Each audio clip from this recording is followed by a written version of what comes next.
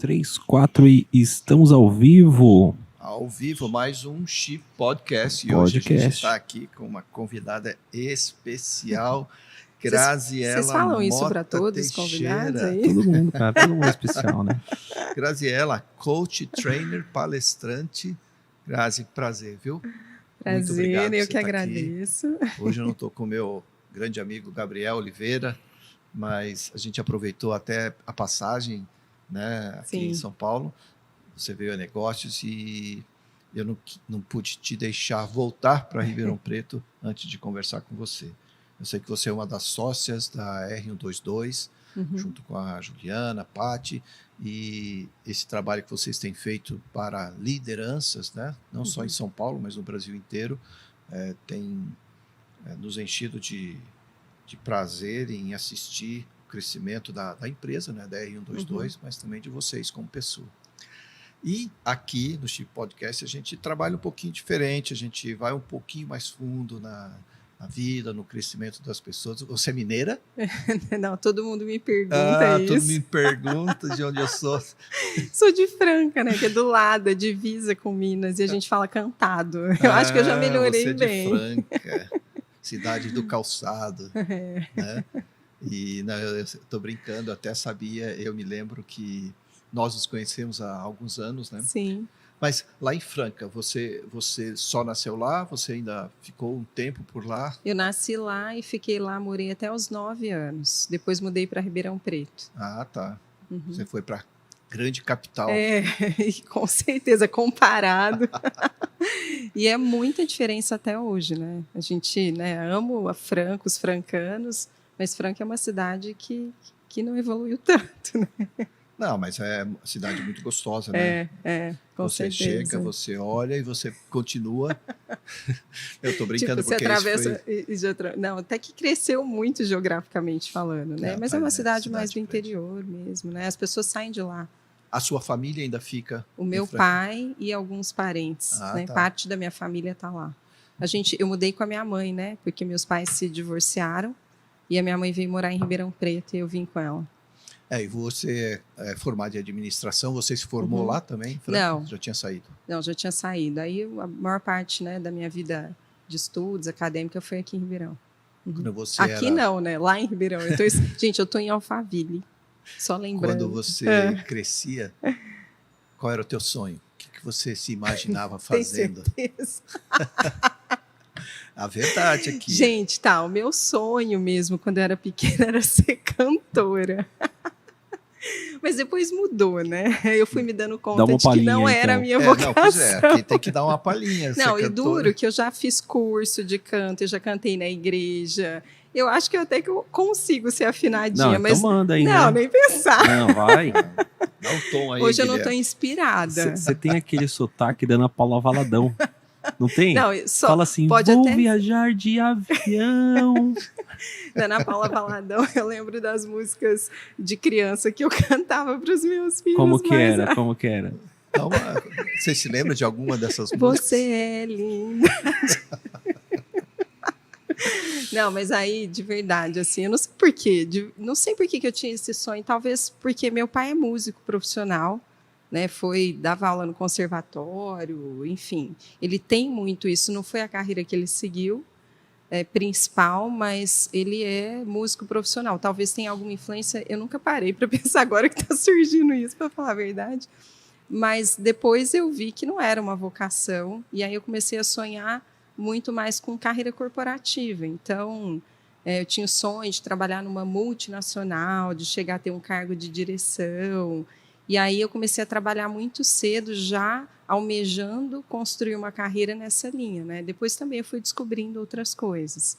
E você também trabalhou na área obviamente, de Franca, calçados, essas coisas, porque ali é a área de... Na verdade não, porque eu mudei para Ribeirão muito nova ainda, eu tinha 9 anos. Eu comecei a trabalhar muito cedo, comecei a trabalhar com 14 anos, por 2 motivos principais, né? Um, porque meus pais eram divorciados, então eu queria ter mais recursos para realizar sonhos. Então, foi uma decisão muito minha, né?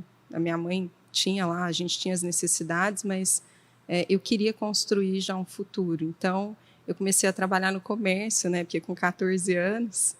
E depois trabalhei em algumas empresas. Depois, quando eu fiz 16 anos, eu consegui um estágio na TAM, que era uma área até linhas aéreas, e que foi uma experiência sensacional. Fui efetivada, promovida. Foi uma das experiências que eu amei trabalhar, inclusive, né? Na época do Rolim, há muito tempo atrás, não sei quem está ouvindo esse podcast, né? É de outra geração, mas era uma época muito boa da companhia aérea, né? E era uma das empresas mais reconhecidas, e foi uma experiência de muito aprendizado, né? Você sabe que o Rolim, uma vez, o meu sogro, pai da Juliana, obviamente, ele estava em casa e ele recebeu uma ligação do senhor Rolim, veio visitá-los em casa, porque ele era cliente e ele fazia isso de vez em quando, de surpresa. Né? Eu não sei bem a história, mas eu sei que ele fez uma visita na casa do Edu, né?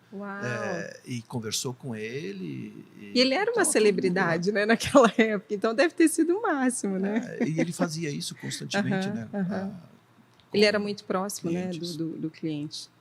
Muito a gente admirava mesmo, assim, foi uma experiência bem bacana, e vestia aquelas roupas de aeromoça da época, né, porque eu trabalhei numa central de reservas que a gente atendia o público, então tinha que vestir exatamente igual as comissárias. Trabalhei na Varig.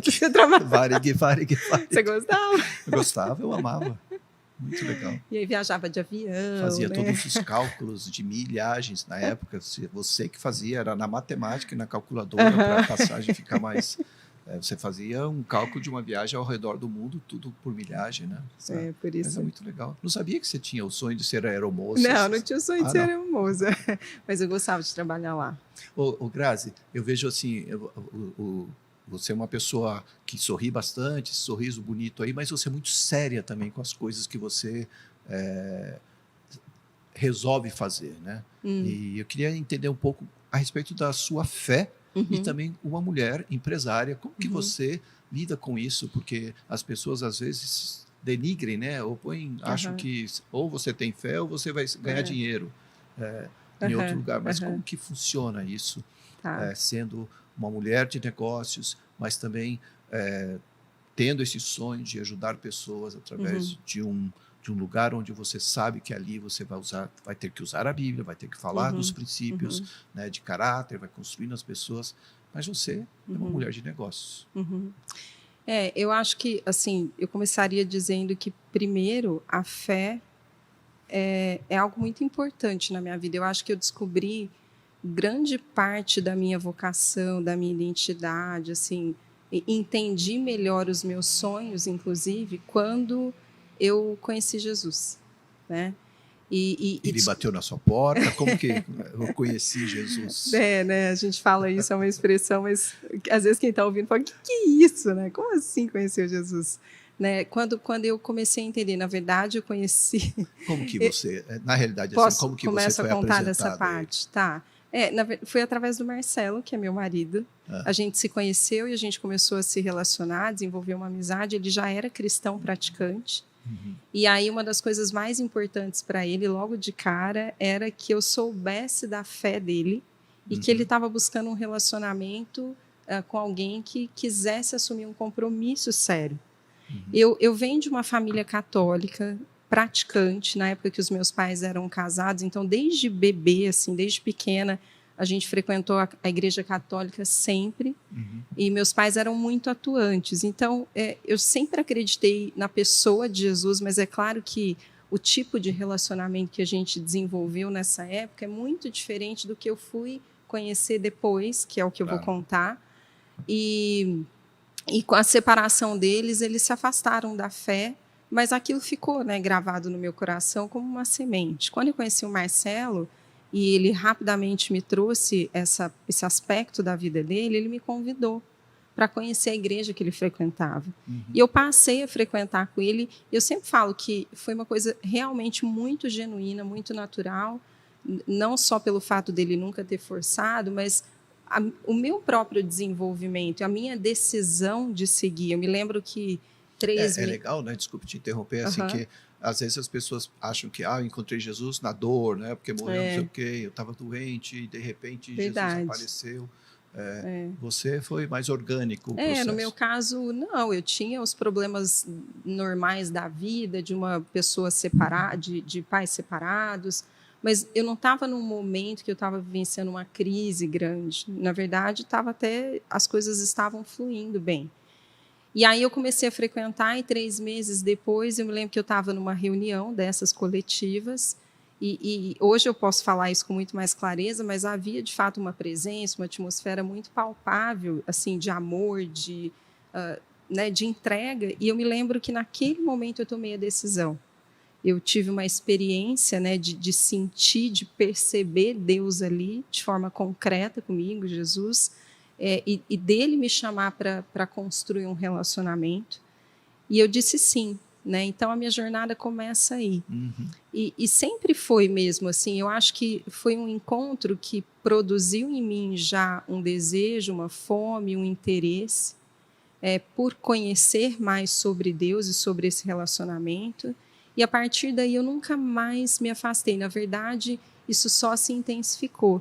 E, com o passar do tempo, eu comecei a entender que não havia uma separação entre a Graziela, pessoa de fé, e a Graziela... volta para o assunto, né, que a gente estava colocando aqui. E a Graziela que tinha um sonho profissional, que trabalhava, enfim. E eu fui entendendo que, na verdade, a gente é aonde a gente está. Claro. Né? Então, estar nesses... Hoje, por exemplo, eu sou pastora de uma igreja. Né? Eu estava até pensando nisso hoje, que eu sou pastora... faz 13 anos. É muita coisa, né? Assim, para mim, eu fiquei pensando, nossa, faz muito tempo. Assim, né? Eu sei que não é muito tempo pensando no que eu tenho que aprender e tal, mas considerando a minha vida. Então, eu realmente vivo, né, essa coisa dessa vocação ministerial, mas, ao mesmo tempo, eu entendi isso, né? Que não existe essa separação, que a gente é uma pessoa onde a gente está, e que é possível, né, você... continuar professando, vivendo, demonstrando um testemunho de fé, só que, ao mesmo tempo, com a sabedoria de adequar a sua linguagem às esferas que você está atuando. As suas carreiras ou Exato, a sua carreira. Né? Porque eu não preciso ficar falando uma linguagem evangeliquez para demonstrar o meu testemunho de fé, muito pelo contrário. Né?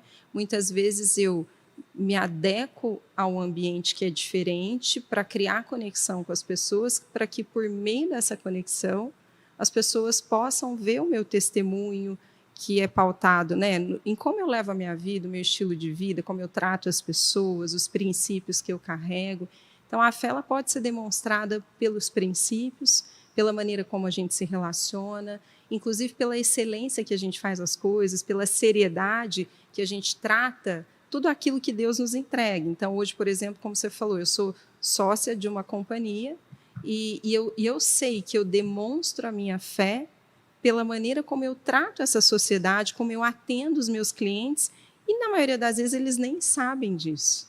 Mas eu sei que eu estou deixando uma marca de excelência e que é até interessante se a gente for pensar, né, porque houve uma época lá atrás que o que a gente via no meio evangélico era uma mentalidade, uma postura diferente disso, né?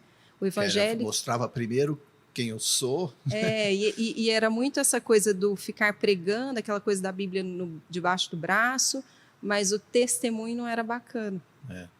Quando eu trabalhei numa das empresas que eu trabalhei, eu fui gerente de RH lá em Ribeirão. Então, eu tinha essa autonomia de fazer entrevistas, contratar pessoas. E eu cheguei a contratar 2 pessoas que tinham a mesma fé, por competência, mas o testemunho delas não foi bacana, e usando, inclusive, a questão da fé, do tipo, chegar atrasado, faltar, porque tinha um compromisso com a igreja e aí não honrava o trabalho. Eu lembro que o meu chefe, que não era alguém cristão, mas que respeitava a minha fé, sabia, um dia chegou para mim e falou assim, eu não quero que você contrate mais nenhum evangélico. E aquilo me marcou tanto, mas se tornou até mais forte ainda essa ideia de que eu, como cristã, eu preciso demonstrar um testemunho coerente com tudo, né, que diz respeito à minha fé. Não é só a parte espiritual da coisa, até porque tudo é espiritual. A gente essa acredita. religiosidade Exato. que as pessoas colocam na frente, né? Como se a forma de você se vestir, vai te dizer quem você é. Não, é a forma de você viver, né? Exato. A forma como você cumpre os seus, aquilo que você tratou. Né? É o que você acabou de falar. Você assina um contrato com uma empresa, você está dizendo, eu vou obedecer aquilo que eu me propus. É diferente de, olha, eu não posso porque Deus me chamou para algo maior. Tá, então vai para casa e fica buscando isso lá dentro de casa. Né? Porque é até bíblico, né? Uma forma da gente honrar a Deus é tratando as coisas que Ele nos proporciona com honra e com valor, né? Então, respeitando e honrando as parcerias, os acordos, as pessoas, né? Que são acrescentadas no nosso caminho e os talentos que Ele nos entrega para poder contribuir com a sociedade, por meio da empresa, por exemplo. Então, isso para mim é muito verdade. Assim, eu acho que na maioria das vezes, a gente tem até muito mais oportunidade de demonstrar a nossa fé por meio desse aspecto da excelência, da honra, do comprometimento, até porque, geralmente, a gente passa mais parte, né, a maior parte do nosso tempo não é no trabalho, com a família, né, não é nem, muitas vezes, na esfera da igreja. Então, o nosso testemunho ele vai ser visto aonde a gente está trabalhando. Exatamente. Você imagina ou você acha que isso está acontecendo de uma nova geração, pessoas mais sérias, comprometidas, estão entrando no mercado de trabalho com esse conceito, ou você acha que isso está piorando? Porque, obviamente, você não é tão antiga quanto eu sou, você não é uma menina de 15, 16 anos, mas 22, tô brincando. De 22, desculpa. Não, porque quando eu fizer 30 anos, eu quero saber como que você enxerga hoje essa geração. Será que eu estou falando da geração que se diz comprometida de alguma forma, como você falou, cristã. Eu aceitei Jesus. Eu acho que tem havido um crescimento dessa mentalidade no meio cristão. Eu acho que as pessoas, à medida que elas entram em contato com o evangelho do reino, com esse entendimento de que esse evangelho ele nos ensina a viver o testemunho de Cristo em vida e não só quando a gente for para o céu, eu acho que isso tem feito as pessoas se conscientizarem que esse testemunho implica nessa excelência e nesse comprometimento, nessa seriedade. E também que está dentro, né, dessa visão do evangelho do reino, esse entendimento de que essa coisa de que a gente não está, né, não existe sagrado e secular, mas somos um em todos os lugares, e o papel que a gente tem de levar esse testemunho, de transformar a cultura da sociedade, né, nas esferas de influência. Então, eu acho que cada vez mais, tanto a igreja, de uma forma, pensando até na liderança, e também as pessoas que se dizem cristãs, elas estão entendendo mais, por exemplo, essa visão mais macro do plano de Deus. Então, enquanto antigamente, né, a gente achava que poderia exercer mais a fé só no aspecto da esfera da igreja, e isso se resume a 2% do número de pessoas que geralmente frequenta, né? Existem até pesquisas que falam isso, quer dizer, é muito pequeno. Que impacto realmente a igreja pode causar no mundo se apenas 2% vão atuar realmente, né? Então, eu acho que agora existe um entendimento muito maior e crescente de que a visão de Deus ela é macro, ela é para todas as esferas de influência da sociedade, e aqueles que não têm vocação para atuar na esfera da igreja vão ter que demonstrar o mesmo testemunho de fé na esfera que eles tiverem vocação. Né? A gente costuma até falar lá que um médico ele é tão importante espiritual quanto um pastor. Né? E o testemunho que ele vai dar lá no trabalho dele, atendendo as pessoas, é tão poderoso e sobrenatural quanto um pastor quando ele está pregando e orando. Então, sim, né, quando a gente olha para as igrejas e para essa geração que tem tido esse entendimento do reino de forma mais integral, eu creio que a gente está vendo um avanço na mudança de comportamento das pessoas quando elas vão viver a vida delas no dia a dia. E é engraçado, né, que, e eu quero, aproveitando isso, mas também jogando algo que eu sei que você se interessa demais, que são as crianças, né? Você tem um passado que você fala assim, pô, meus pais eram separados e ainda assim você foi alcançada, você foi abraçada, né? 2 vezes, né? Pelo seu marido e por Deus. E a sua mentalidade foi transformada. Mas existem crianças que crescem não podem crescer nessa mesma situação, ou pais totalmente avessos à religião. Como que você imagina preparar crianças para que, ao se tornarem meninas de 14 anos, que começam já a entrar e olhar a sua carreira e ter uma... para que essa geração, que a gente crê que pode e deva acontecer, né? Já, e aí, diante dos nossos olhos, talvez já exista de uma maneira bem forte. Sim. Como que a gente pode trabalhar para que isso seja ainda mais evidente para a sociedade?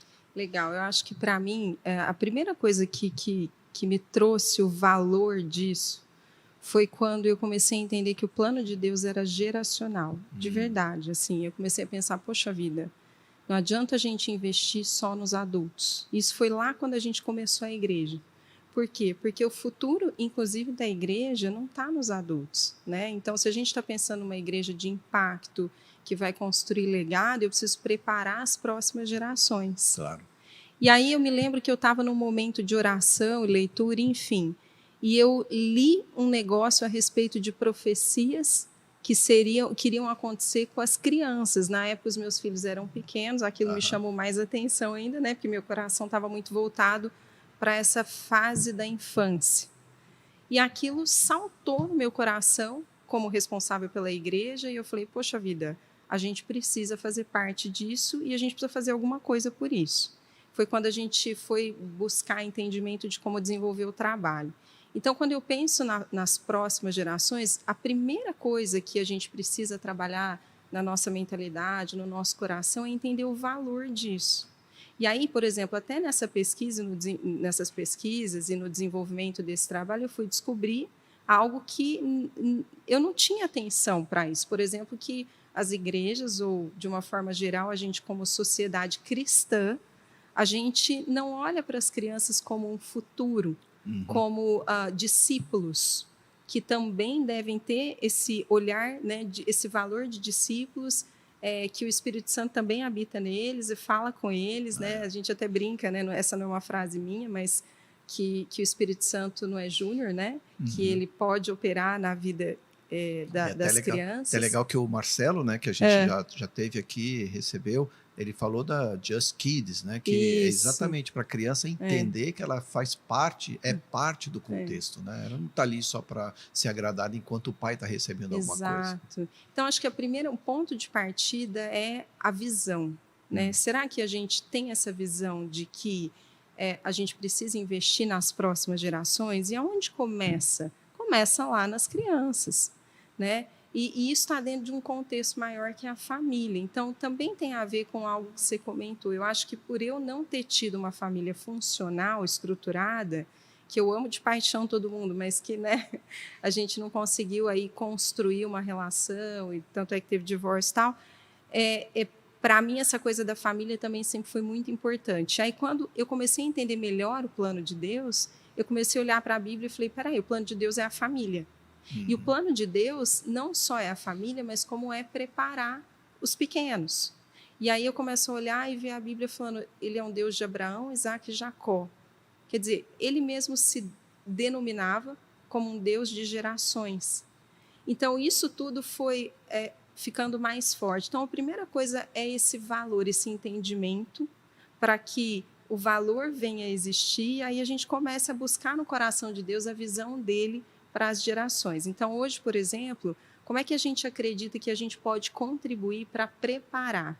Primeira coisa que imagina só, uma criança que cresce num lar em que os pais ou a família, junto com a igreja, consegue dar um suporte, consegue trabalhar uma cosmovisão bíblica, né, uma visão bíblica de mundo, quer dizer, e que essa criança aprenda que estar na igreja ou fazer parte da igreja tem muito mais a ver com desenvolver um relacionamento com Deus, e que Deus projetou planos e um destino para ela de paz, prosperidade, e que ela pode, sim, viver uma vida digna, e principalmente nesse relacionamento, né, andando junto com Deus.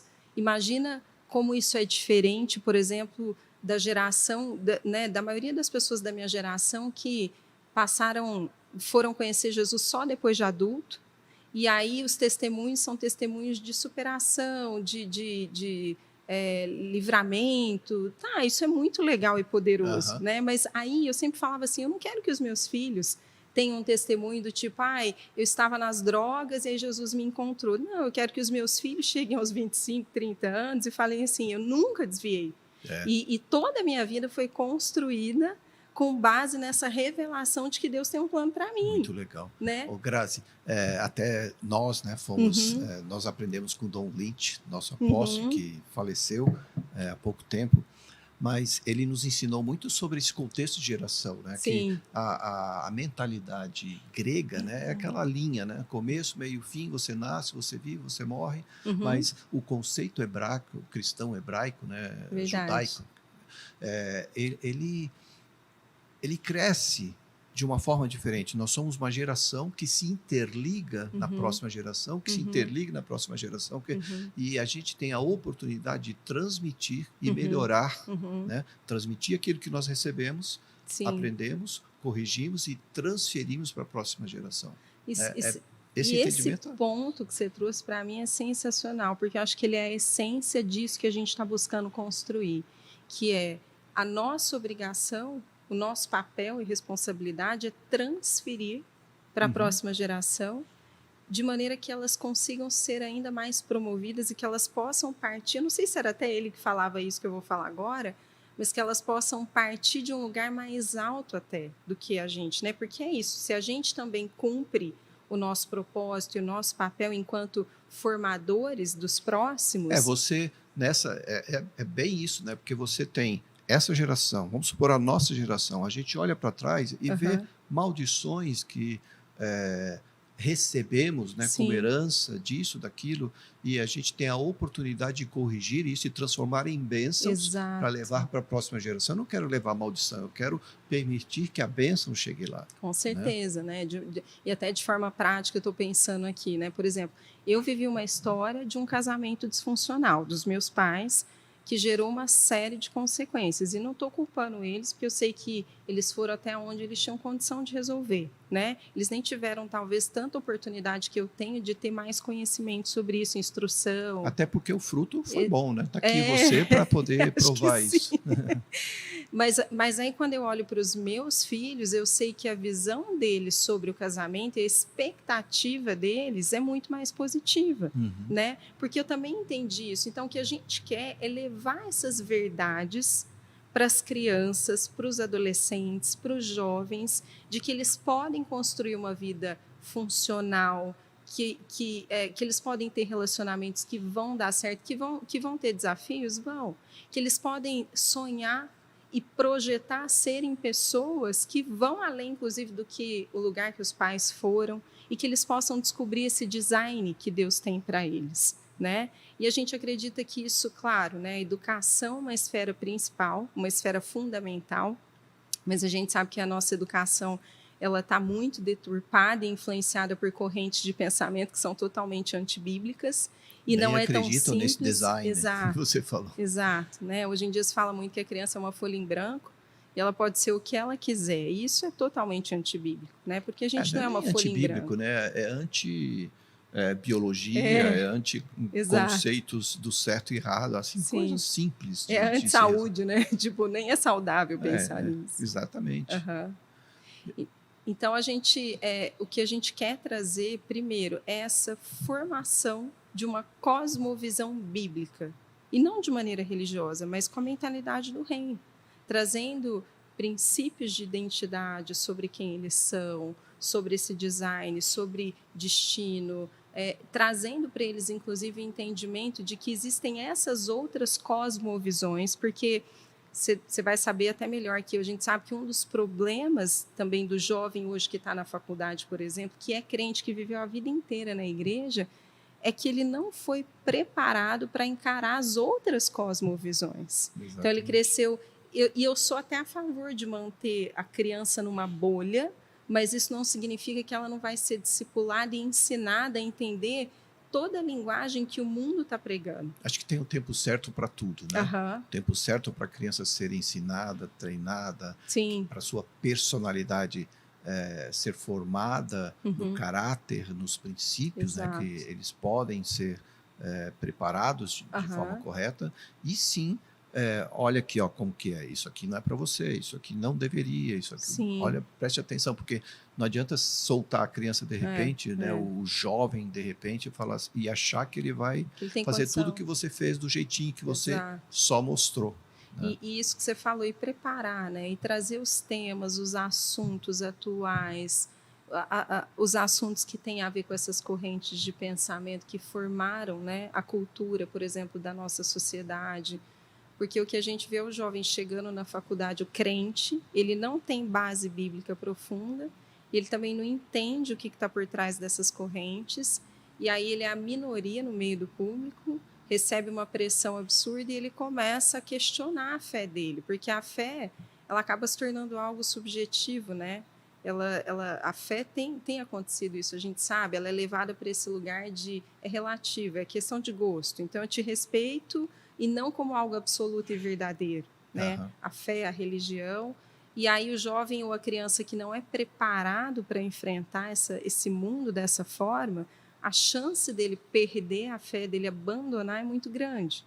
Então, é isso que a gente está olhando lá na frente. Qual que é a nossa parcela e como é que a gente pode trazer essa parcela para eles, para ajudar essas famílias a construírem crianças, adolescentes e jovens fortes, capazes, com substância, com fundamento, capazes de enfrentar o mundo e não só sem perder a fé, mas cumprindo o que eles têm que cumprir. Claro. Né? Porque não é só uma ação de prevenção, é uma ação de formação. É engraçado, né, Grazi?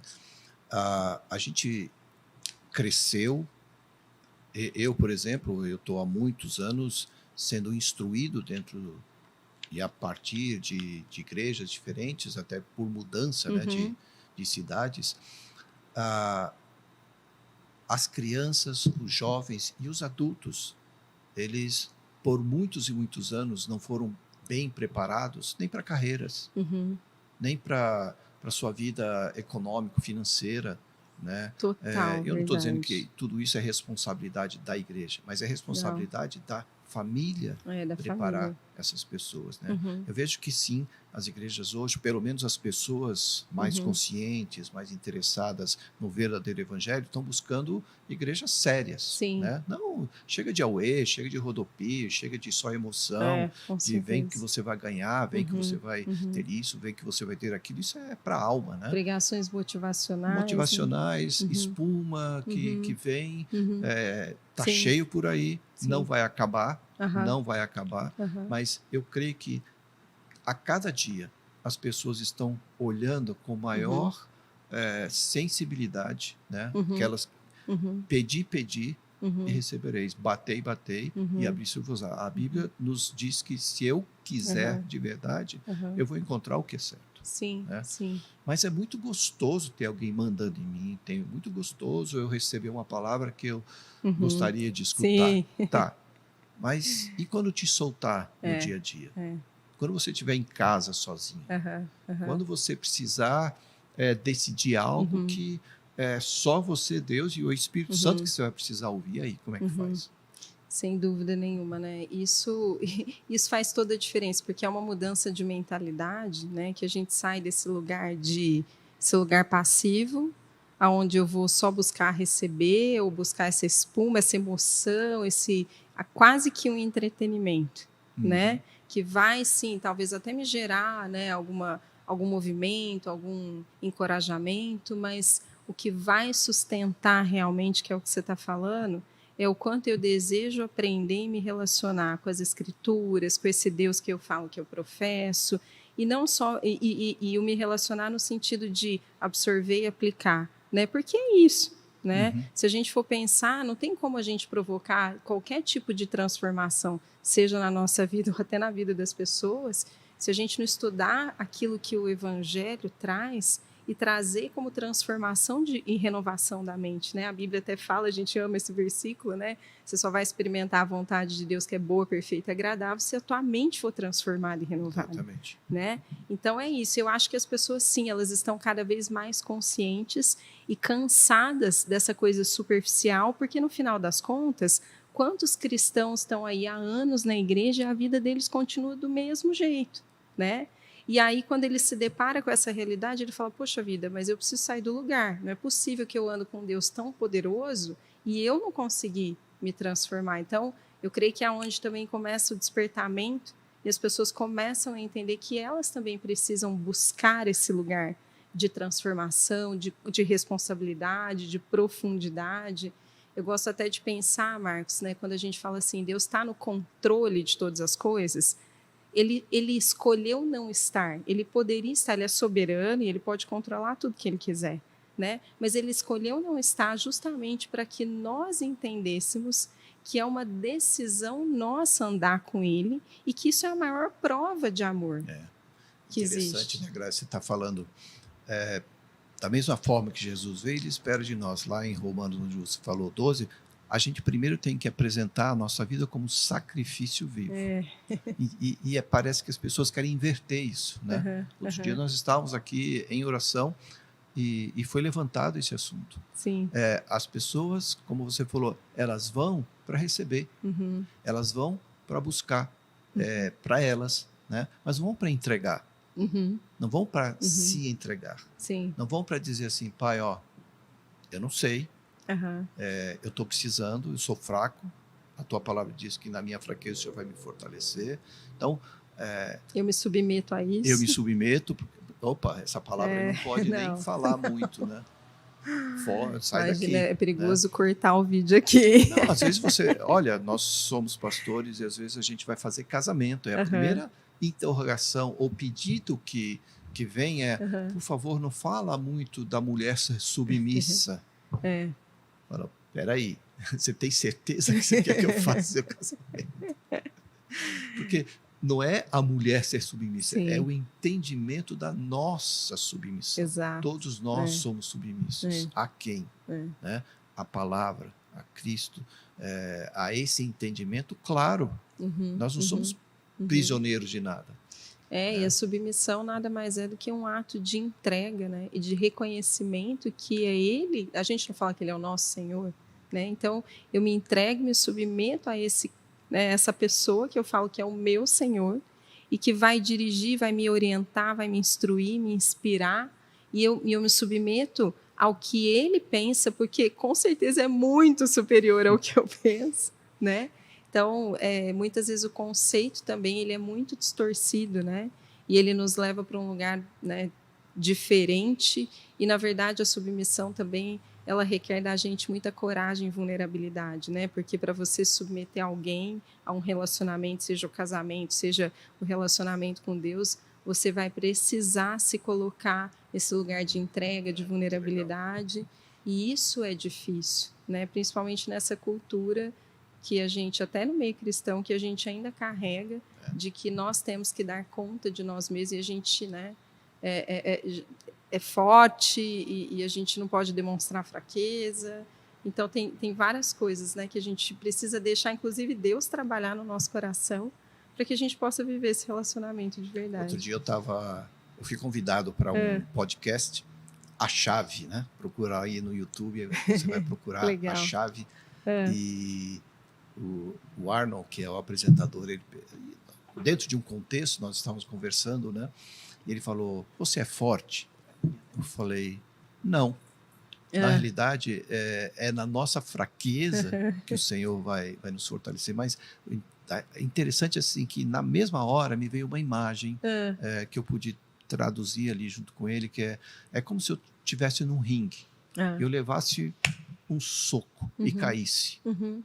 Eu não morri, né? Mas eu apaguei. Eu estou fraco, eu fui abatido. Mas eu fui me arrastando.